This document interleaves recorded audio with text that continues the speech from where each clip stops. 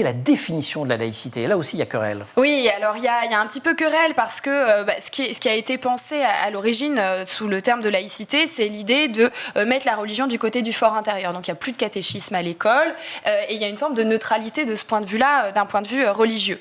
Mais alors la question c'est où s'arrête cette neutralité, et notamment il y a plein de moments dans la vie quotidienne quand on est enseignant où on croise des questions religieuses. Alors est-ce qu'il faut s'abstenir d'en discuter? Est-ce qu'il faut en discuter de manière scientifique? Est-ce qu'on n'a pas un risque de heurter les convictions des élèves? Donc sur le papier c'est très simple, le principe de la laïcité, mais quand on étudie la réforme protestante par exemple, eh bien là qu'on a des protestantes dans la classe, qu'on a des catholiques, ça devient beaucoup plus compliqué. Vous dites que les articles que toutes ces femmes consacrent à la laïcité scolaire sont écrits dans une perspective féministe, c'est-à-dire? Oui, parce que en fait cette école qui est laïque, elle promet d'accueillir tout le monde dans sa classe, c'est-à-dire des protestants, des athées, même s'il n'y en a pas beaucoup à cette époque, des catholiques, des juifs. Mais du coup, pour ces intellectuels-là, il y a l'idée aussi qu'il faut accueillir tout le monde, garçons comme filles. Si on fait tomber les barrières d'un point de vue religieux, pourquoi est-ce qu'on ne les ferait pas tomber d'un point de vue des sexes? Et donc cette idée de laïcité comme accueil de tout le monde, comme tolérance et comme émancipation, forcément, elle nourrit des réflexions aussi sur la question de l'émancipation féminine.